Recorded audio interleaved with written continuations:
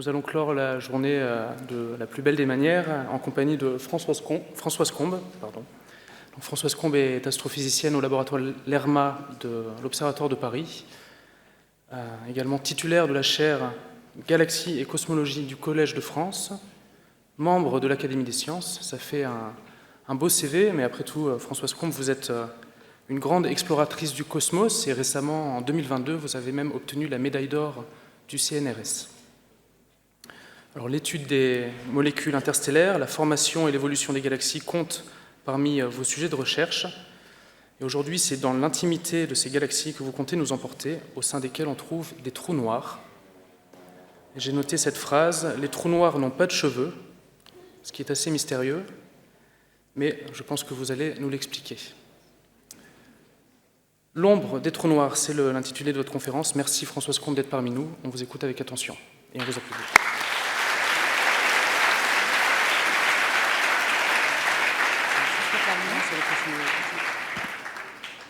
Bonsoir à tous, est-ce que vous m'entendez? Donc, je vais vous parler de trous noirs. Merci d'être venus nombreux. Donc, l'ombre des trous noirs. Donc, on va tout de suite passer à la première image du trou noir. Maintenant, on sait depuis 3 ans que les trous noirs existent vraiment, puisque nous avons une image, comme vous le voyez ici. L'image a été faite de le trou noir qui fait 6 milliards de masses solaires dans l'amas de la Vierge, la galaxie la plus brillante de l'amas de la Vierge, qui est Messier 87. Alors, comment cette image a pu être obtenue? Elle a été obtenue avec des radiotélescopes qu'on appelle Event Horizon Telescope, car ils sont proches de l'horizon des événements d'un trou noir.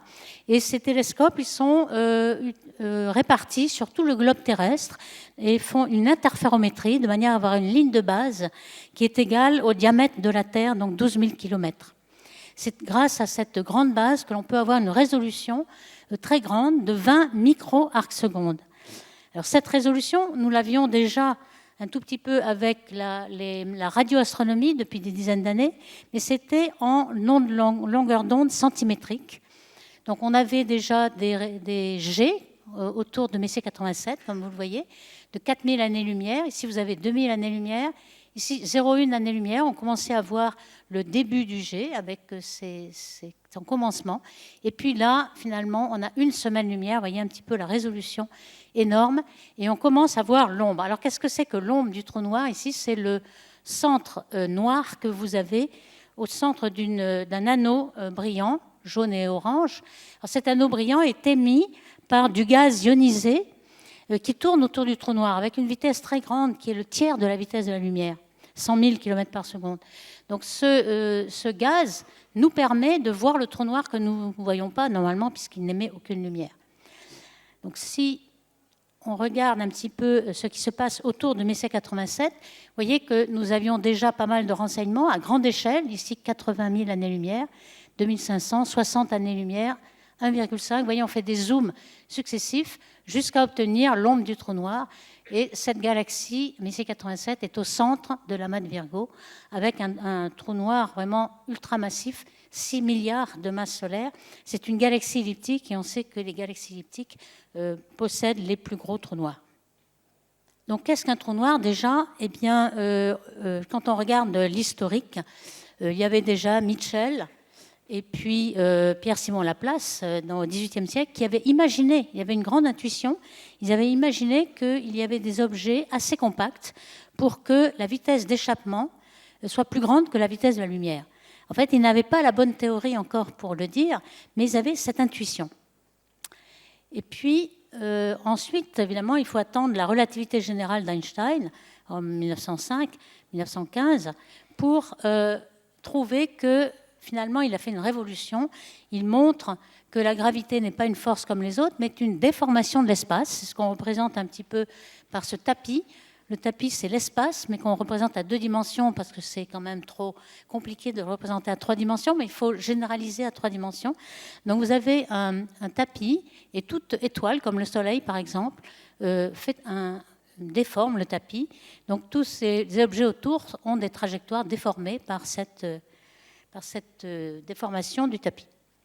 Alors, on peut essayer de regarder quel va être le rayon au bout duquel cette vitesse d'échappement sera supérieure à la vitesse de la lumière, eh bien la vitesse d'échappement, en gros, c'est l'énergie cinétique qui est proportionnelle à V2, qui va être égale à l'énergie potentielle, qui est en M sur R.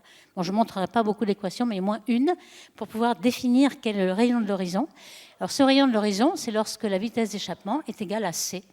Donc ça vous donne un rayon d'horizon qui est égal à Gm sur C2, qui est proportionnel à la masse du trou noir. Donc plus le trou noir est peu massif, plus le rayon de l'horizon est petit. Mais c'est proportionnel à la masse. Donc il faut bien dire que, bien que Schwarzschild, en 1916, juste après la théorie d'Einstein, ait trouvé une solution tout à fait symétrique, avec un trou noir qui ne tournait pas, etc., personne ne pensait que les trous noirs pouvaient exister. Même Einstein pensait que ce n'était pas possible, que c'était sans doute une mathématique, une équation qui a été résolue, mais que dans la vraie vie, une étoile, lorsqu'elle explose en supernovae à la fin de sa vie, eh bien, il y a tellement de moments angulaires de rotation que toute la matière va être répartie partout dans l'espace et ne va pas se retrouver compactifiée en un trou noir. Donc ça, c'était l'impression qu'avaient les astronomes. Et on pensait ensuite que si on arrivait à résoudre la solution des équations avec une certaine rotation du trou noir, peut-être qu'on arriverait à une solution. Alors, cette solution avec rotation a été faite par Kerr en 1963, donc vous voyez, bien longtemps après, mais toujours en supposant que tout était symétrique. Donc ça n'a pas vraiment encore convaincu. Et ce n'est que Penrose qui, en 1965, a eu l'idée, comme c'était impossible à résoudre cette équation, de le prendre d'un point de vue topologique, en montrant que si on déformait l'espace d'une certaine façon, c'était inéluctable qu'il y ait un trou noir dans la théorie d'Einstein. Donc c'est pour cela qu'il a obtenu la moitié du prix Nobel de 2020 avec les deux observateurs qui ont montré qu'un trou noir existait au centre de notre propre galaxie. Donc à partir de 1965, les astronomes ont été convaincus que ces trous noirs pouvaient exister. Maintenant, on a vu qu'avec l'ombre du trou noir, on en a la preuve tangible. Alors quand on dit très souvent qu'un trou noir n'a pas de cheveux, qu'est-ce que ça veut dire? Ça veut dire qu'il n'a aucune autre caractéristique. Sur une carte d'identité, on a des signes caractéristiques comme la couleur des yeux ou les cheveux. Ici, il n'y a rien du tout. Pour un trou noir, il n'y a que la masse et le spin, c'est-à-dire le degré de rotation sur lui-même du trou noir. Alors, le trou noir, lorsque je représente la déformation qu'il fait, en fait, eh bien, il fait un trou dans le tapis. Hein, c'est ce que vous voyez ici, contrairement à une étoile ordinaire. Donc, on a vu qu'en 2019, on avait fait l'image du trou noir de Messier 87. Mais cette galaxie, elle est dans la main de la Vierge à 60 millions d'années-lumière. Comment se fait-il que nous n'ayons pas vu l'image de notre propre trou noir? Alors, ça aurait pu être à peu près la même taille angulaire. Pourquoi la même taille angulaire? C'est que le trou noir de Messier 87 a 6 milliards de masse solaire, il est très gros, donc son rayon est très gros. Et puis, le trou noir de notre propre galaxie ne fait que 4 millions. Donc, vous voyez, il y a presque un rapport 2000 entre les deux. Or, il est aussi 2000 fois plus loin. Donc, si on regarde la taille angulaire, ça va être à peu près la même. Donc, on aurait pu peut-être faire, à ce moment-là, on n'aurait pas eu une semaine-lumière, mais une unité astronomique, c'est-à-dire la distance Terre-Soleil, qui ne fait que 8 minutes-lumière. Eh bien, pourquoi on ne l'a pas vu au début? Eh bien, tout simplement parce que la période de rotation est aussi bien plus petite, puisque le trou noir est beaucoup plus petit. Le gaz qui est ici en orange, là, qui tourne autour, eh bien, il a une période de rotation qui fait 30 minutes, alors qu'autour du Messier 87, c'est plutôt de l'ordre du mois ou de 50 jours. Donc, vous voyez que quand on veut observer quelque chose qui tourne très, très vite, s'il faut calibrer tous les télescopes, il y en a un au Japon, un au Chili, un en Europe, etc., il faut déjà un quart d'heure pour calibrer tous ces télescopes, et l'objet qu'on veut voir, eh bien, a disparu. Donc, c'est ce problème-là qui fait qu'on a mis du temps, en fait, alors qu'il l'avait déjà observé, on a mis du temps à savoir quel était l'ombre du trou noir de notre galaxie. Alors, je note au passage que vous avez les gagnants du prix Nobel 2020, qui étaient Rainer Genzel, André Hagues. Ces deux étaient la tête des groupes qui ont convaincu par leurs observations que le trou noir était au centre de notre galaxie. On va le voir bientôt. Alors justement, ce trou noir de notre propre galaxie, le voilà. On l'appelle Sagittarius A star. Un star, c'est pour trou noir. Pourquoi? Parce qu'il se trouve dans la constellation du Sagittaire, donc c'est dans cette direction-là. On a un trou noir, vous voyez que la taille angulaire est la même que pour Messier 87, et ils l'ont observé en même temps en 2017, mais ça a pris 5 ans à recombiner tous les faisceaux d'interférométrie. On les combine, on les prend à un moment donné, et puis avec des horloges atomiques, on a une précision extrême du temps à laquelle ça a été pris, et ensuite on les recombine, et on essaie de faire un modèle qui représente bien, et on voyait cette ombre du trou noir qui est représentée là-haut. Alors quand on parle d'ombre, c'est vraiment une ombre dans le sens où on ne voit aucun rayon lumineux qui sort de là. Pourtant, il y en a plein qui se promènent dans cette direction, puisqu'elles vont être avalées par les trous noirs, mais justement, le trou noir avale tous les rayons lumineux qui sont à l'intérieur de l'ombre. Alors cette ombre-là, ce n'est pas encore l'horizon des événements, c'est à peu près 2,5 fois le rayon de l'horizon.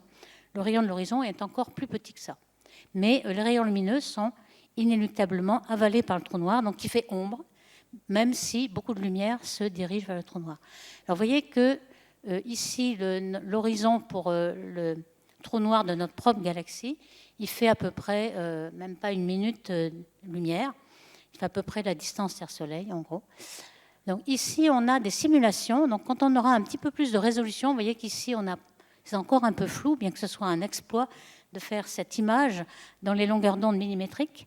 On n'a pas encore assez de résolution. Bientôt, on en aura un peu plus. Et voici les simulations. Là, ce sont des images de simulés qui montrent ce à quoi on s'attend.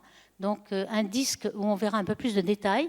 Et puis aussi un jet de matière qui est éjecté par le trou noir. Et qui, normalement, on le voit, on a vu dans les photos que je vous ai montrées de la première vue, que Messier 87 avec un jet de plasma relativiste. Alors voilà ce qu'on pourrait voir aussi. Donc ici, on s'attend à trouver un anneau de lumière, un anneau de photons. Pourquoi? Parce que c'est la dernière orbite stable de la lumière. La lumière, elle est déviée par le trou noir qui dévie tous les rayons lumineux. Il ne voit plus en ligne droite, il va en ligne courbe. Et puis, on a aussi la dernière orbite stable du gaz, qui est celle qu'on voit ici. Et pourquoi c'est très intéressant d'avoir ce rayon lumineux? C'est qu'on pourrait déduire le spin du trou noir, à quelle vitesse tourne le trou noir. En effet, vous voyez qu'on a une certaine... alors ici, dans ce petit diagramme, on a porté en abscisse le degré de rotation du trou noir. On le montre en unité sans dimension. C'est le moment angulaire de rotation du trou noir. Et on le normalise à la masse de manière à avoir un paramètre A sans dimension qui est compris entre 0 et 1. 1 étant la rotation maximale que peut avoir le trou noir, sinon il irait plus vite que la vitesse de la lumière. Et puis 0, c'est qu'il ne tourne pas. Donc s'il ne tourne pas, on a une certaine taille de l'anneau de lumière, et puis de même de l'anneau de matière. Et s'il tourne, à ce moment-là, l'anneau de lumière et l'anneau de matière diminuent en taille. On peut se représenter un peu de façon intuitive. Si le trou noir tourne beaucoup, en fait, qu'est-ce qui se passe? Il va entraîner tout l'espace, puisque que fait le trou noir? Dans sa gravité, il déforme l'espace. La déformation de l'espace va être entraînée dans sa rotation, et toute la matière va être entraînée aussi. Ça nous fait une force centrifuge qui compense un petit peu la gravité, donc c'est fait qu'on peut s'approcher plus proche. Et donc vous voyez que la matière peut s'approcher 6 fois plus près du trou noir s'il est en rotation. Donc à ce moment-là, il suffira de mesurer le rayon de la matière que l'on voit, la dernière rayon d'orbite stable, et on aura la rotation du trou noir. Alors si le trou noir tourne de façon rétrograde, c'est-à-dire que la matière tourne dans le sens contraire, eh bien c'est le contraire, c'est-à-dire qu'on va s'éloigner du trou noir. Alors, quelles sont les sortes de trous noirs auxquels on peut faire des études en astrophysique? Eh bien, il y en a de deux sortes. Il y en a des petits trous noirs qui sont justement de masse stellaire, qui sont le résultat de l'explosion par supernovae en fin de vie d'une étoile massive. Lorsque l'étoile est massive, en fin de vie, elle a épuisé son combustible, elle éjecte une enveloppe de gaz, et puis au centre, ce qui reste, c'est un résidu. Si le résidu a plus que 3 masses solaires, à ce moment-là, la pression est telle qu'il ne peut que s'effondrer en trou noir. Donc, on en a observé un certain nombre. Comment on les observe? Et même parce qu'en général, les étoiles sont binaires. Donc lorsqu'on a une qui s'effondre dans un trou noir, il nous reste l'autre étoile que l'on voit et qui tourne autour d'un point invisible. Et avec sa vitesse, on en déduit la masse du trou noir. On peut montrer que c'est supérieur à 3 masses solaires.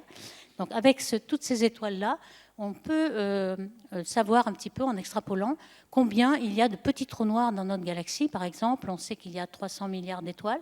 Eh bien, il y a peut-être 1 milliard de petits trous noirs de ce type-là qui sont le résultat des étoiles mortes depuis 13 milliards d'années. Et puis, ce qui va nous intéresser aussi beaucoup, ce sont les trous noirs supermassifs, donc comme il en existe dans notre galaxie et dans Messier 87, qui sont entre 4 millions et 6 milliards de masses solaires, comme on a vu, et on sait aujourd'hui qu'il y en a un dans chaque galaxie. Donc chaque galaxie accumule au cours de sa vie une grande masse qui croît par accrétion de gaz de la galaxie et aussi par fusion de galaxies. Tout cela crée un énorme trou noir au centre. Et on peut montrer qu'il y en a pratiquement dans toutes les galaxies et que c'est proportionnel à la masse du sphéroïde bulbe de la galaxie. Alors ce que je voulais ici souligner, on a vu tout à l'heure que le rayon de l'horizon est proportionnel à la masse du trou noir. Donc ça veut dire que la densité moyenne à l'horizon, elle est, comme la densité, c'est la masse sur le volume, donc la masse sur R au cube. Donc ça va être proportionnel à 1 sur M2. Donc plus le trou noir est massif, plus la densité moyenne est faible au niveau de l'horizon. Ça, c'est très intéressant parce que les forces de marée sont proportionnelles justement à cette densité autour de l'horizon. Donc par exemple, ici, on peut calculer les forces de marée que va subir soit une étoile, soit un astronaute, si on fait de la science-fiction un petit peu. Donc l'astronaute, lorsqu'il arrive près d'un trou noir relativement peu massif, comme celui dans notre propre galaxie, de 4 millions de masses solaires, à ce moment-là, il va subir des forces de marée énormes, il va être complètement déchiré avant même d'arriver à l'horizon du trou noir. Donc on va le voir. De même pour une étoile, et c'est ça que l'on voit, lorsqu'une étoile, qui est en fait une boule de gaz, arrive près d'un trou noir comme celui de notre propre galaxie, eh bien l'étoile, elle est complètement déchirée et le gaz va tourner autour du trou noir, va former une spaghetti, de spaghettification. Par contre, si on tombe sur le trou noir de Messier 87, qui fait 6 milliards de masses solaires, la densité est très faible, moins forte que celle de l'eau, par exemple. Et donc, on voit que l'astronaute, il va entrer dans l'horizon sans s'en apercevoir. Il ne sera déchiré que lorsqu'il sera près du trou noir, vraiment à l'intérieur de l'horizon. Ça, c'est intéressant parce que pour les étoiles, on ne verra plus la manifestation d'étoiles qui sont avalées par le trou noir. Et ça, on le voit, il y a tous les gros trous noirs, on ne voit pas de manifestation lumineuse pour les trous noirs trop massifs. Alors, j'ai représenté ce trou noir, comme vous en avez vu certainement beaucoup, par ce chapeau mexicain. Et en fait, pourquoi? Parce que le trou noir déforme les rayons lumineux, comme vous le voyez ici. On peut dire qu'on voit le trou noir que par le disque de gaz d'accrétion qu'il y a autour. Donc ici, on a représenté un disque d'accrétion vu par la tranche. Et normalement, s'il n'y avait pas de trou noir, on ne le verrait que par la tranche du disque. Et en fait, le rayon lumineux de cette tranche va vers l'écran de photo électrique ici. Et puis, on verra aussi la lumière qui passe dessus et dessous. Vous voyez, dessus et dessous. Et puis, comme le gaz tourne, on voit le gaz tourner ici, dessus-dessous. Ici, vous voyez l'image qui a été faite pour le film Interstellar, qui représente bien la réalité, puisqu'on a d'un côté celui qui vient vers vous, la lumière est boostée par l'effet relativiste, et puis elle s'éteint un peu de l'autre côté. En plus, il y a par effet Doppler, quelque chose qui est bleu d'un côté et rouge de l'autre. Alors, dans notre propre galaxie, on sait qu'il y a un trou noir, comme on l'a dit, et que les deux gagnants du prix Nobel de 2020, Reinhard Genzel et André Ghez, ont vu ce trou noir et ont pu mesurer sa masse. Alors, comment ils ont fait? Voici notre Voie lactée. Pour donner une taille, on a 100 000 années-lumière de diamètre. Le Soleil est ici, et notre trou noir est évidemment au centre de cette galaxie qui est barrée. Et ce qu'on voit, en fait, là, c'est une vue d'artiste, bien sûr, puisqu'on la voit de dessus. Nous, en fait, ce qu'on voit en observateur dans la nuit noire, ici, c'est La Voie lactée, c'est une traînée blanche qui est la traînée des étoiles. On voit notre galaxie par la tranche. Alors, le trou noir serait ici. Alors, ce qu'on voit surtout, c'est en optique, on ne voit que la poussière qui cache les étoiles derrière. Vous voyez, tous ces traînées noires, c'est de la poussière qui sont des petits grains de silicium et de carbone. Et ces petits grains ont une taille de 0,5 microns. Et 0,5 microns, c'est la taille de la longueur d'onde lumière visible que l'on voit à l'œil pour les étoiles. Donc toutes les étoiles vont avoir leur lumière absorbée par ces petits grains de poussière. Par contre, si vous regardez en infrarouge à 2 microns, il y a très peu de grains de poussière à 2 microns, donc cette longueur d'onde va passer. Donc à 2 microns, on ne le voit pas à l'œil, mais il y a des détecteurs qui ont pu faire cette photo, un fisheye si vous voulez, de toute la Voie lactée avec le centre de la galaxie qui est ici, avec un tout petit bulbe. C'est pour ça qu'on a un tout petit trou noir, c'est que le trou noir est proportionnel à la masse du bulbe et que ce bulbe est assez petit, comme vous pouvez le voir. Alors on va essayer en longueur d'onde à 2 microns, en infrarouge, de faire un zoom vers le centre de la galaxie, vers Sagittarius A star, qui est ici. On sait que le trou noir est ici, on l'a repéré avec la radioastronomie qui s'affranchit de toute l'obscuration de la poussière. Ici, vous voyez qu'on a fait un grand zoom, puisqu'on a une année-lumière, non plus 100 000 années-lumière, et on a un grand nombre d'étoiles. Alors ces étoiles, vous voyez, elles sont très floues, parce qu'on a l'atmosphère, c'est une image prise par un télescope au sol, on a l'atmosphère qui, par la scintillation de l'atmosphère, la turbulence, nous crée des taches, en fait. Et là, vous voyez qu'on s'est affranchi de cette atmosphère. Vous avez un zoom maintenant à 20 jours-lumière et non plus une année. Et on voit que toutes ces étoiles, ça a été fait avec le télescope VLT au Chili, le télescope européen, par optique adaptative, c'est-à-dire qu'on va corriger la turbulence de l'atmosphère en ayant une étoile très brillante, ou alors une étoile laser même, qui va nous donner la déformation du front d'onde avec une vitesse très rapide, c'est bien inférieur à la seconde de temps. Donc ici, on vous montre un petit peu comment le système de optique adaptative marche. Vous voyez que lorsqu'il est mis en route, toutes ces étoiles, tout d'un coup, deviennent presque ponctuelles, du moins ont la taille de diffraction du télescope, alors que lorsqu'il n'est pas en route, on a des grosses taches qui nous empêchent de voir en fait les étoiles vraiment. Donc grâce à cette optique adaptative qui a fonctionné à la fois au VLT, c'est-à-dire pour les Européens, avec le groupe allemand de Rainer Genzel, et aussi aux États-Unis avec le Keck. Là, ici, vous avez une image faite par le groupe du Keck en Californie. Et donc, vous avez pu, depuis à peu près 20 ans, depuis 1995 et un peu plus, vous avez la trajectoire, le mouvement propre des étoiles qui tournent autour du trou noir qui est représenté par l'étoile blanche ici. Donc, vous voyez, tout ça, c'était les mouvements propres qu'on a repérés en suivant pendant des années les étoiles. Ces étoiles vont à peu près entre 2000 km par seconde jusqu'au, ici, lorsqu'on va très très proche du trou noir, ça va très vite, ça peut aller à 7000 km par seconde. Hein, c'est bien plus grand que, par exemple, le Soleil qui tourne dans la Voie lactée, qui va à 200 km par seconde. Donc là, on a des vitesses très rapides. Et ce qu'on peut mesurer, c'est que vous avez une trajectoire pratiquement keplérienne. C'est un peu comme les trajectoires des planètes dans le système solaire, parce que dans le système solaire, vous avez une masse centrale, qui est le Soleil. Le reste est presque négligeable. Ici, c'est pareil. Vous avez le trou noir, qui est une masse énorme, et le reste est à peu près négligeable, parce que vous avez quelques étoiles seulement. Ce n'est pas comme le bulbe. Vous rentrez énormément dans le bulbe de la galaxie. Et donc, la trajectoire keplérienne de ces étoiles ont permis de déduire la masse du trou noir avec une grande précision qui fait 4 millions de masses solaires.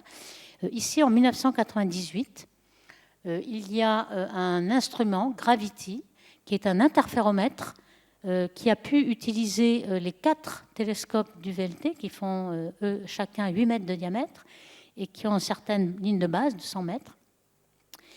Et avec cette interférométrie, on a pu obtenir une résolution qui finalement est comparable à celle de l'Event Horizon Telescope dont je parlais au début, c'est-à-dire des observations en radioastronomie à 1 mm de longueur d'onde, mais qui ont une ligne de base de 12 000 km. Vous voyez que si on prend une longueur d'onde de 2 microns, la longueur d'onde compense en fait la taille de la ligne de base qui est beaucoup plus petite, mais on a 26 micro-arcs-secondes de résolution à peu près comparable.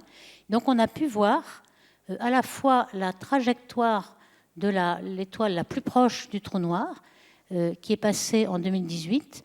Elle a une orbite qui fait 16 ans, donc il faut attendre longtemps avant d'en voir une deuxième. Et on a pu mesurer la grande vitesse et aussi le décalage vers le rouge gravitationnel qui est prévu par la relativité générale. Donc tout ça était très intéressant, on a pu confirmer. Mais ce qu'on a vu aussi en plus, c'est les sursauts infrarouges. Alors ici, vous avez une petite image qui vous montre toutes les étoiles en infrarouge qui scintillent un peu encore, c'est-à-dire qu'on n'a pas corrigé complètement de la turbulence de l'atmosphère, on a encore des étoiles qui scintillent. Mais au centre, près du trou noir, ce que vous voyez, c'est un sursaut qui est justement le gaz qui tourne autour du trou noir en 30 ou 40 minutes, selon son rayon. Donc c'est ce sursaut qu'ont pu suivre les astronomes de Gravity. Vous voyez, ils ont pu avoir les mouvements propres en les suivant à toutes les minutes, puisqu'il fait un tour en 40 minutes, donc ils ont pu en avoir la trajectoire. Et en fait, la trajectoire, elle va dans ce sens et elle est presque un cercle. Donc vous voyez, c'est un petit peu comme l'ombre du trou noir, vous avez la distance du gaz qui tourne autour du trou noir. Alors, on a aussi d'autres outils pour voir la fusion des trous noirs. Et ça, c'est un gros progrès qui a eu lieu en 2015-2016. Vous avez tous vu sans doute qu'il y avait cette fusion de deux trous noirs qui était la première détection de ces ondes gravitationnelles, qui avait été aussi prédite par Einstein au début du XXe siècle. Et il ne pensait pas que ce soit possible de détecter, parce que c'est quelque chose qui est une déformation très très faible de l'espace, qui est très difficile à mesurer. Mais ici, ils ont pu le mesurer après beaucoup d'efforts de technologie. Alors, qu'est-ce qui se passe ici? C'est que vous avez deux petits trous noirs de la masse de 2 ou 3 masses solaires, même plus ici, puisqu'il s'agissait de 29 et 36 masses solaires, et qui tournent l'un autour de l'autre. Et comme ce sont des masses très compactes, des trous noirs, à ce moment-là, vous déformez l'espace et en bougeant, l'espace se déforme et fait des ondes de gravitation. Ici, vous avez cette fréquence. Alors, la fréquence devient de plus en plus grande. Ils oscillent de plus en plus vite parce qu'ils tournent, ils spiralent et puis ils vont fusionner. Donc, juste avant la fusion, vous avez une fréquence qui monte là. Et dans la fusion de ces deux trous noirs, on a obtenu un trou noir qui ne fait pas tout à fait la somme des deux. La somme des deux devrait faire 65, mais vous avez une masse totale du trou noir final qui fait 62 masses solaires qu'on a mesurées. Et vous avez perdu 3 masses solaires, en fait. C'est l'énergie qu'il a fallu pour émettre cette perturbation de l'espace. Il faut vraiment beaucoup d'énergie. Avec E égale mc2, vous avez l'équivalent en masse, 3 masses solaires, pour faire cette déformation. Cet événement, il était à des milliards d'années-lumière de nous. Donc il a fallu que cette onde déforme l'espace sur des milliards d'années-lumière. Alors aujourd'hui, on en a énormément, ça devient une industrie. On a toutes ces fusions de trous noirs. Vous voyez qu'à chaque petit trait vertical, vous avez 2 trous noirs qui fusionnent en un troisième. Vous en avez un grand nombre. Vous avez aussi des étoiles à neutrons qui fusionnent pour donner parfois un trou noir, parfois une autre étoile à neutrons qui sont en bas. Et puis, vous en avez un qui est très, très massif. Alors ça, c'est très intéressant. Pourquoi? Parce qu'on ne pensait pas que ces trous noirs puissent exister. Enfin, on n'en avait pas encore vu. Alors, ce sont des trous noirs qui font 142 masses solaires. Ces trous noirs ne peuvent pas être formés à la fin de la vie d'une étoile. Les étoiles, au plus, font de l'ordre de 60 et 130, mais lorsqu'elles explosent, c'est tellement grand que vous avez toute la matière est répartie dans tout l'espace. Vous n'avez pas de trous noirs. Donc, comment se sont formés ces trous noirs de masse intermédiaire, en quelque sorte, entre les trous noirs de masse stellaire et les trous noirs supermassifs? Et c'est ce qu'on aimerait savoir. En fait, on suppose, on n'en sait rien encore, on suppose qu'il s'agit de la fusion successive de trous noirs. Alors, au départ, c'est de masse stellaire, ça on comprend bien. Et ensuite, comme il n'y a aucune autre façon de les former, c'est par fusion successive de petits trous noirs. Alors, où est-ce que ça peut se produire? Il faut qu'il y ait une grande densité d'étoiles. Et on pense que peut-être ce serait dans un amas globulaire. Un amas globulaire, dans à peu près 2 à 3 années-lumière, vous avez 100 000 étoiles. Donc lorsqu'il y en a quelques-unes qui deviennent trous noirs, vous pouvez peut-être être amené à fusionner plusieurs trous noirs et former d'énormes masses de trous noirs comme 140. Et après 140, vous voyez bien qu'on va peut-être continuer pour obtenir les trous noirs supermassifs que l'on voit au centre des galaxies. Et on n'a pas encore fait le lien, il y a un chaînon manquant ici pour savoir comment on passe de l'un à l'autre. Alors, quand est-ce qu'on pourra mesurer les ondes gravitationnelles qui sont dues à la fusion de trous noirs supermassifs? Eh bien, on pense qu'on va le faire grâce à des pulsars. Alors, qu'est-ce que sont les pulsars? Ce sont des étoiles à neutrons, donc des étoiles très, très compactes aussi, qui ne sont pas encore assez massives pour devenir trous noirs, mais qui sont très compactes et qui tournent sur elles-mêmes avec une fréquence très rapide. Ce sont ce qu'on appelle des millisecondes comme période, donc ils tournent 1000 fois par seconde sur eux-mêmes. Et ces trous noirs ont une stabilité énorme, c'est-à-dire que la fréquence, la période de rotation est connue à 14, 15 chiffres significatifs et ne varie pas sur des millions d'années.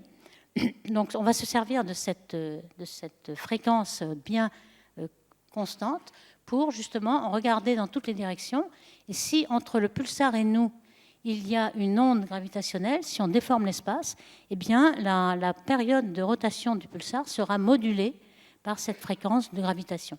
Donc c'est ainsi qu'on va pouvoir calculer et peut-être détecter la fusion de trous noirs supermassifs, c'est-à-dire que lorsque deux galaxies entrent en collision, vous attendez à trouver cette fusion. Alors justement, pour recadrer un petit peu dans le contexte, vous savez qu'on a détecté toutes ces ondes gravitationnelles dues à la fusion de petits trous noirs. Alors ici, on les met en fréquence. Lorsque le trou noir est de masse stellaire, la fréquence est rapide, il fusionne en 1 minute ou même quelques secondes. Donc c'est des hertz ici. Et puis, lorsque le trou noir est de masse intermédiaire, on va devoir avoir des longueurs d'onde beaucoup plus grandes qui feront 1 million de kilomètres et non pas quelques kilomètres. Sur Terre, on a pu avoir des bras de Michelson qui mesuraient ces ondes, la déformation de l'espace, mais c'était sur de l'ordre de kilomètres. Quand on voudra en avoir de fréquences plus basses, on ira donc dans l'espace. Il est prévu de lancer des télescopes qui s'appellent LISA, avec plusieurs petits satellites qui pourront mesurer la déformation de l'espace sur des millions de kilomètres. Par contre, lorsqu'il s'agit d'années-lumière, là, c'est plus possible d'envoyer des satellites. Donc, c'est là qu'on aura les pulsars et qu'on a déjà les pulsars, puisque, par exemple, à Nancy, vous détectez les pulsars avec le grand télescope de Nancy et qui fonctionne en collaboration avec d'autres télescopes internationaux. Eh bien, on commence à détecter des nanohertz. Vous voyez, c'est très basse fréquence avec des longueurs d'onde qui font 10 années-lumière, jusqu'à 10 années-lumière. Donc, vous voyez que si on a une longueur d'onde, il va falloir attendre 1 an pour voir au moins une longueur d'onde. Donc, c'est quelque chose qui sera très patient. Ici, vous voyez qu'on a... L'intensité est quand même plus forte. On est aidé par l'intensité. Ici, on a l'intensité et la fréquence. On a une forte intensité, mais le gros, c'est que c'est très lent. Et on a commencé à avoir un petit signal qui commençait là à ce qu'on appelle le télescope nanographe, c'est-à-dire la nanofréquence, qui a été publié en 2020. Donc, c'est quelque chose qui arrivera même peut-être avant le lancement de LISA. Et on a obtenu un fond cosmologique d'ondes gravitationnelles. Donc, pour les trous noirs supermassifs, donc il y a au centre de chaque galaxie, on les étudie parce qu'ils sont très, très lumineux. Ce sont les quasars, le phénomène de quasars. Alors, ce phénomène a été détecté en 1963 par Martin Schmidt, qui nous a quittés en mois de septembre de cette année, qui était ce phénomène-là où l'on voit, on avait d'abord en radioastronomie des sources radio très fortes qui étaient détectées depuis une dizaine d'années avant, mais on n'avait pas de distance, car on n'avait pas de ray, on n'avait qu'un continuum radio. On voulait avoir une contrepartie optique, et la contrepartie optique de cette radiosource, c'était quelque chose comme ceci, c'est-à-dire qu'un point qui ressemble à une étoile, donc quasi-star, on l'appelle quasar, et dont le spectre était tout à fait curieux. C'était ce spectre-là qui ressemblait à rien. L'idée qu'a eue Martin Schmidt, c'est de dire ce spectre est quelque chose de très très décalé, Alors à l'époque, très décalé, c'était un redshift Z de 0,1, c'était énorme. Hein, le Z, c'est le delta lambda, c'est-à-dire lambda au repos, lambda observé sur lambda au repos, qui à l'époque était inédit. Donc un objet qui était à 2 milliards d'années-lumière. Et une fois ce spectre décalé vers le rouge, on s'est aperçu que c'était une galaxie. Alors aujourd'hui, on peut soustraire, car on a des télescopes dans l'espace, comme le télescope Hubble, on peut soustraire la réponse à une source ponctuelle du télescope sans la perturbation de l'atmosphère qui est très turbulente. Et on voit qu'en effet, si on enlève cette source centrale, on voit qu'il y a une galaxie derrière qu'on ne le voyait pas. Alors pourquoi on ne la voyait pas, la galaxie? C'est que le quasar, c'est-à-dire que le trou noir qui est au centre de la galaxie, émet une lumière 1000 fois plus intense que toute la galaxie réunie, que toutes les 300 milliards d'étoiles qui émettent ici leur luminosité. Donc vous voyez que ce quasar éblouit tout le reste et on ne pouvait pas suspecter qu'il y avait une galaxie derrière. Donc c'est ça le phénomène de quasar. Alors ce qu'on voit aussi, c'est que quand on regarde bien sur la plaque photo, on a une espèce d'éjection. Donc le quasar éjecte de la masse, c'est une éjection de plasma, des électrons et des protons relativistes qui, dans un champ magnétique, émettent de l'émission synchrotron. Ici, on le voit bien. On l'avait vu d'ailleurs dans Messier 87, c'était la même chose, une éjection de G. Et ces G, comme vous le voyez, ici, ils sont à toutes les longueurs d'onde. Ici, on l'a avec le Hubble Space Telescope, donc en optique. On a des petits grumeaux, donc ça éjecte par petits morceaux. Ici, on le voit avec un télescope en rayons X, Chandra, on voit que le début ici émet en rayons X, ensuite ça tombe. Et puis, c'est un interféromètre radio. Le dernier petit morceau émet en radioastronomie. Donc, vous voyez un petit peu les phénomènes de G. Et alors, on s'est demandé, eh bien, on va pouvoir, puisqu'il y a des petits morceaux, regarder le mouvement propre de ces morceaux pour connaître la vitesse à laquelle s'en va le G. Et en effet, on voit ici un autre exemple. On a l'exemple de 3713. On a un autre exemple. Et on voit que ces petits G s'éloignent les uns des autres. Ici, vous avez à peu près 60 années-lumière. Et finalement, ici, il y a 6 ans. Donc, vous voyez que un petit morceau s'est éloigné de 60 années-lumière en 6 ans. Ça veut dire qu'il voit à 10 fois la vitesse de la lumière. C'est ce qu'on appelle une vitesse superluminique. Alors évidemment, c'est une vitesse apparente, qui n'est qu'une illusion. Mais pourquoi? Eh bien, tout simplement parce que tous ces quasars ou ces jets radio sont des phénomènes qui s'approchent de vous. C'est comme ici, avec le jet arrive vers vous avec un tout petit angle. Et à ce moment-là, les petits noyaux, par exemple, vous avez un qui s'appelle A, l'autre s'appelle B, ils vont à la vitesse de la lumière, pratiquement. Ils ne vont pas plus que la vitesse de la lumière, mais peut-être à 0,9 fois la vitesse de la lumière. Et donc, le message qui vous est transmis par A ou par B vous arrive avec à peu près la même vitesse, la vitesse de la lumière, bien sûr. Et par contre, ce que vous avez, c'est que A, il est beaucoup plus loin que B. B est plus proche. C'est un peu comme la fable du lièvre et de la tortue. Ça ne sert à rien de courir, il faut partir à point. En fait, celui-là n'est pas parti à point, il a du retard. Et finalement, la tortue arrive avant. Et donc, vous avez l'impression qu'elle va beaucoup plus vite que la vitesse de la lumière. C'est exactement ça qui arrive. Ce qui était un petit peu surprenant, puisqu'ils allaient au départ, lorsqu'on les observait, ces quasars, ils avaient tous cette vitesse. Alors pourquoi? C'était un effet de sélection. En effet, lorsque le jet arrive vers vous, vous avez un boost de lumière relativiste, et donc vous avez tous les plus brillants qui sont à ces vitesses superluminiques. Lorsqu'on a plus de sensibilité, on les voit avec des vitesses un peu différentes. Alors, on va s'intéresser maintenant à cette rotation. Pourquoi ces jets sont là? Eh bien, on pense que les jets qui sont émis de façon relativiste sont dus justement à la rotation du trou noir. C'est parce que le trou noir a une rotation et beaucoup d'énergie cinétique qu'on va pouvoir prendre de l'énergie au trou noir pour envoyer un jet très énergique perpendiculairement au disque d'accrétion. Alors ici, vous avez le mécanisme de Penrose, justement, qui imagine, alors vous avez un trou noir en rotation avec son horizon, et vous avez une certaine sphère autour où la force centrifuge empêche quand même à la matière de tomber. C'est ce qu'on appelle ergosphère.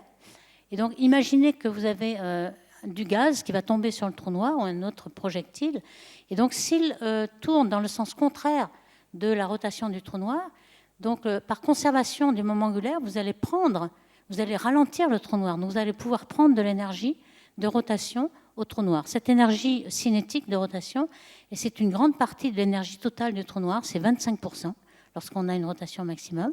Donc, vous allez pomper une grande partie de l'énergie de rotation. Par exemple, ici, vous avez une particule qui se désintègre en deux. Il y en a une de moment angulaire négatif qui va diminuer le moment angulaire du trou noir, et l'autre va partir avec une très très grande énergie, bien plus grande que celle qu'elle avait au départ. Donc c'est grâce à cette rotation que vous pouvez faire des jets radio. Alors pourquoi ces jets sont si bien collimatés? Eh bien là, c'est le phénomène magnétique. Vous avez tout près du disque d'accrétion, c'est un gaz très ionisé qui piège le champ magnétique. Comme il y a une concentration énorme dans un petit volume, vous avez concentré aussi le champ magnétique qui est des ordres de grandeur supérieurs à ce qu'on connaît sur Terre. Donc vous avez des miroirs magnétiques qui permettent de piéger complètement la matière. Donc ce jet, ces particules relativistes, ces particules chargées, sont collimatées sur des distances très très grandes, comme on le voit par exemple ici. C'est une source radio qui s'appelle Cygnus A. Vous voyez qu'ici il y a une galaxie. Lorsqu'on fait un zoom, on voit toute la galaxie optique. Donc les jets sont éjectés à bien plus, 100 fois plus que le rayon de la galaxie. Et au départ, ils sont très très très collimatés, très fins. Et puis peu à peu, ils perdent leur énergie.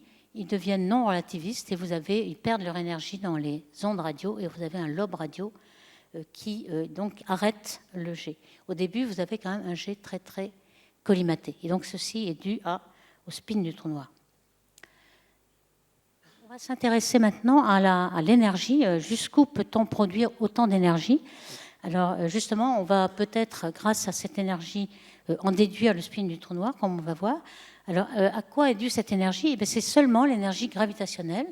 L'énergie, par exemple, d'un barrage, lorsque vous jetez de l'eau et que vous récupérez en bas l'eau qui a perdu de l'énergie gravitationnelle, vous avez beaucoup d'énergie pour faire tourner votre turbine. Ici, c'est pareil. Vous faites tomber du gaz sur le trou noir, mais évidemment, comme on a une gravité énorme, l'énergie est encore plus énorme. Donc, ce que vous voyez, c'est que vous faites tomber une petite masse M. Vous avez l'énergie cinétique, l'énergie potentielle, qui est M sur R. Alors, si R était l'horizon du trou noir, vous voyez que d'après la petite formule que j'avais montrée sur la formulation de R de l'horizon du trou noir, qui est M sur C2, vous avez l'énergie 1,5 de MC2 qui est récupérable.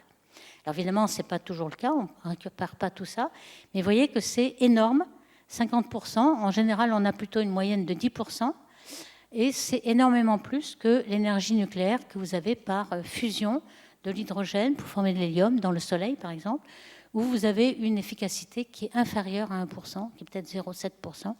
Donc la matière qui tombe sur un trou noir, uniquement l'énergie gravitationnelle, est l'efficacité la plus forte qu'on peut avoir avec un combustible de masse petit m donné. Alors c'est pour ça qu'on peut avoir un quasar qui émet beaucoup plus que la galaxie. Par exemple, pour rayonner 1000 fois plus que la Voie lactée, il faudrait consommer 1 à 10 masses solaires par an, ce qui n'est pas énorme finalement. Alors est-ce qu'il y a une limite à cette énergie? Oui, il y a une limite, puisque si la matière qui tombe, donc elle est choquée, il y a des ondes de choc qui font qu'elle va dissiper son énergie par rayonnement, donc elle va rayonner énormément, ce qu'on a vu dans l'anneau qui tournait autour de l'ombre du trou noir. Mais cette énergie, elle est tellement forte qu'au bout d'un certain temps, vous avez une pression de radiation, et cette pression de radiation empêche le gaz de retomber. Donc vous avez une limite qui autorégule en quelque sorte l'appétit énorme du trou noir. La matière ne va plus pouvoir tomber, la gravité n'est plus suffisante, et vous arrêtez. Donc ça s'appelle cette limite, la limite maximum que peut rayonner un trou noir, c'est la limite d'Eddington. Eddington a été le premier à trouver. Donc si vous avez un trou noir de 100 millions de masses solaires, par exemple, cette limite, c'est 3 à 10 puissance 12 unités solaires. Pour une galaxie qui fait, comme la nôtre, 10 puissance 10 unités solaires, vous voyez que si on avale à peu près 2 masses solaires par an, on pourrait avoir en effet une luminosité qui fait 1000 fois la luminosité de la galaxie. Donc on a cette limite, on ne pourra pas briller beaucoup plus que cela à cause de la pression de radiation. Alors quelles sont les différentes efficacités? Eh bien justement, c'est dû à ce spin du trou noir. On a vu que la taille de l'orbite stable, la dernière orbite stable, dépend de la rotation. Ici, pour un trou noir qui ne tourne pas, on appelle ça trou noir de Schwarzschild, c'est lui qui avait trouvé l'équation du trou noir qui ne tourne pas. Eh bien, à ce moment-là, on a la dernière orbite stable de la matière est là, en rose, puis vous avez une zone un peu bleu-gris qui fait des orbites qui ne sont pas stables. Donc tout ce gaz va tomber très rapidement, il va spiraler vers le trou noir, et on ne verrait pas d'événements brillants, des manifestations comme le quasar, qui, lui, c'est plutôt la dernière orbite stable. Et puis, vous avez l'horizon en bleu ici. Évidemment, à l'intérieur de l'horizon, plus rien ne sort.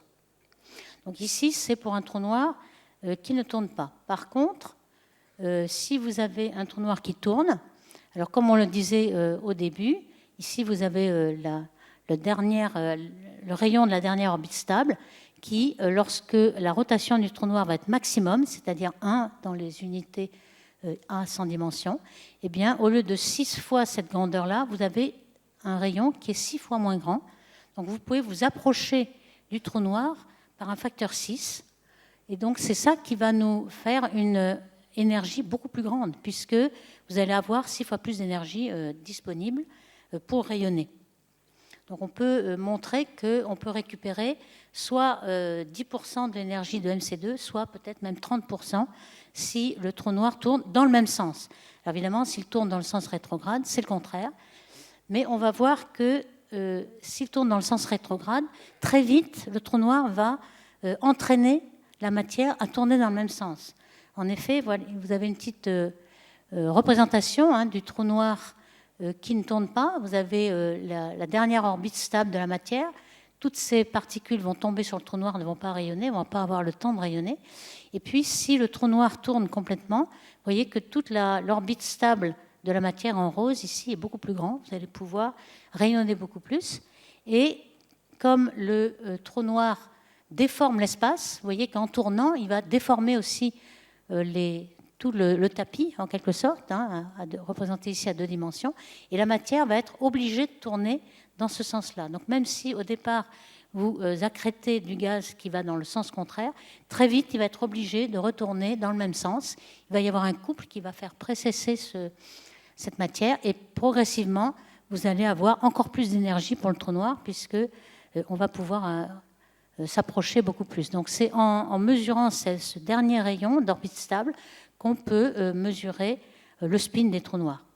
Alors par exemple ici, lorsqu'on est très très près du trou noir, que va-t-il se passer?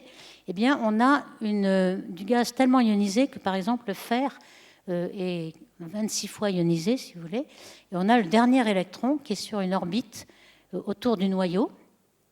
Et c'est un petit peu comme l'hydrogène avec l'arrêt de Lyman alpha. Vous avez l'arrêt K alpha, ici on a des niveaux KLM par exemple, et cet électron va nous donner une raie qui est tellement énergique qu'elle est en rayons X. Donc on a l'énergie de 7 kV pour cette énergie. Alors cette raie qui est très très proche, elle a été mise par le disque d'accrétion. On pense qu'il tourne tellement vite qu'on a un côté qui vient vers vous et qui est dévié par le bleu et qui est boosté par l'effet relativiste. Et puis de l'autre côté, vous avez le rougissement dû à la relativité générale, ce qu'on prévoit. Et donc, on s'attend à trouver un spectre de cette énergie-là. Ici, vous avez l'énergie qui croît. Donc, l'énergie bleue est ici. C'est ce côté-là. Et puis, lorsqu'il tourne dans le rouge, il est ici avec une énorme queue dans le rouge, ici une aile de raie dans le rouge. Et cette aile de raie nous dit que l'on est très très proche du trou noir. Et on va mesurer la dernière orbite stable et donc le spin du trou noir avec ça. Et en effet, c'est ce qu'on a pu mesurer. Alors évidemment, ça dépend de l'inclinaison. Si vous avez le disque d'accrétion de face, ça ne va pas être très facile. Vous avez 10 degrés, là, vous n'avez pas beaucoup. Mais si le disque est par la tranche, à ce moment-là, on va avoir l'effet le maximum.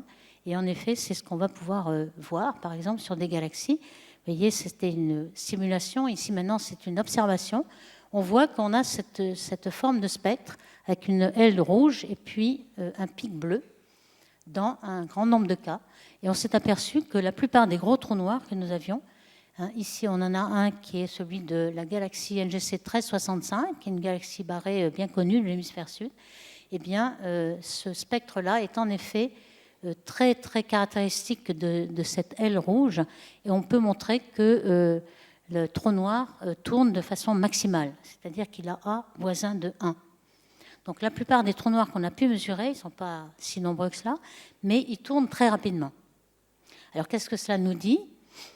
Ici aussi, on a c'est toujours le 1365, qui, alors il varie en fait dans le temps, donc on a fallu regarder en fonction de la longueur d'onde s'il variait beaucoup, mais toutes les longueurs d'onde qu'on a fait, on a pu confirmer que ce trou noir tournait beaucoup.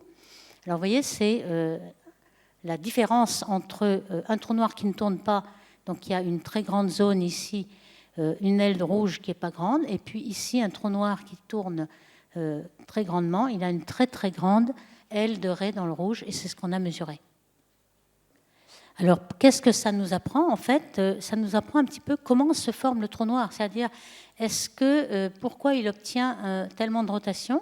Eh bien, ce trou noir, il a beaucoup de moments cinétiques parce qu'il accrète du gaz. Alors, il peut accréter du gaz qui tourne positivement ou négativement, donc ça ne va pas augmenter beaucoup son spin, mais aussi, il va pouvoir augmenter par fusion de trous noirs. Lorsqu'il y a une fusion de galaxies, il y aura fusion des deux trous noirs. Alors, est-ce que cette fusion des galaxies va être constructive ou destructive de ce spin du trou noir ? Eh bien, cela dépend justement. En fait, on s'est aperçu que les galaxies elliptiques avaient les plus forts G radiaux, donc les plus forts spins probablement, puisque pour émettre un G, il faut un spin de trou noir. Et donc, il se peut que ces galaxies elliptiques, qui sont formées par la fusion d'autres galaxies, ce soit justement grâce à ces fusions majeures que le spin du trou noir est assez grand.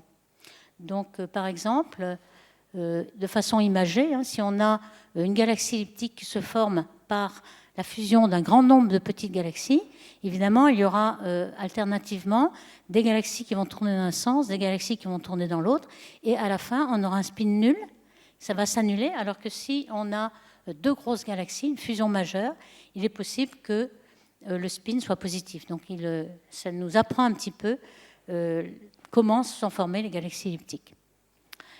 Donc, je vais finir en disant qu'on a quand même une grande connaissance maintenant de la masse des trous noirs. Comment on a cette masse des trous noirs ? Eh bien, simplement par le Hubble Space Telescope qui nous a montré des vitesses, vitesse bleue, vitesse rouge, autour des trous noirs. On a pu mesurer la masse. On a pu mesurer la masse aussi par les masers H2O qu'on regarde autour des trous noirs.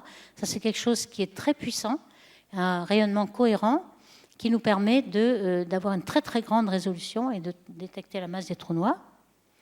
Et ce dont c'est aperçu, c'est que la masse des trous noirs était proportionnelle à la masse du bulbe. Pour toutes les galaxies, maintenant on en connaît des milliers, et on voit que si le bulbe c'est le sphéroïde qu'il y a à l'intérieur de la galaxie, en bleu vous avez le disque où se forment les étoiles, et plus le bulbe est gros, alors par exemple pour Messier 87 qu'on a vu au début, c'est une galaxie elliptique, donc c'est un gros bulbe.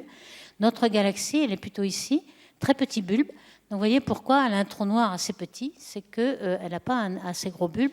Pour celles qui n'ont qu'un disque, il n'y a pas de trou noir. Enfin, on n'a pas pu le mesurer. Et on s'est aperçu aussi que ces G étaient régulateurs, en fait. Il y a de la matière qui est éjectée par le trou noir lorsqu'il est très actif. Ici, vous avez par exemple non seulement le disque d'accrétion qui émet les G radiaux, mais vous avez aussi les raies du fer qui sont émises en rayons X nous montrent qu'elles sont à très grande vitesse, 10 000 km par seconde. Ce sont des jets à vitesse ultra rapide.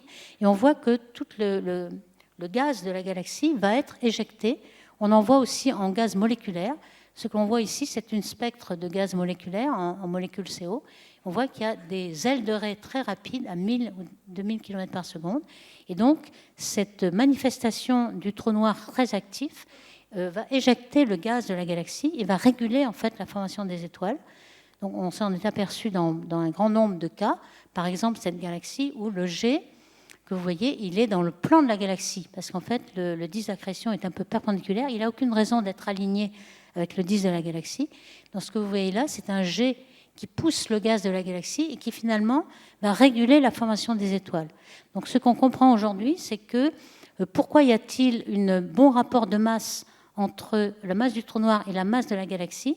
C'est que le trou noir agit sur la formation d'étoiles pour l'autoréguler. Donc, je vais en conclure que nous avons maintenant vu des trous noirs supermassifs dans toutes les galaxies et on s'aperçoit qu'ils sont en synergie, en quelque sorte, avec leur trou noir. Le trou noir croît de la même façon que la galaxie croît, forme des étoiles, et que le spin des trous noirs est un élément clé, avec sa masse, évidemment, la masse et le spin, qui sont les deux quantités caractéristiques d'un trou noir. Le spin est très intéressant car il va provoquer des jets, et ces jets vont repousser la matière et réguler la formation d'étoiles. Donc c'est vraiment toute cette inclusion entre les jets, le spin des trous noirs et la masse de la galaxie que l'on commence à comprendre. Voilà, je vous remercie.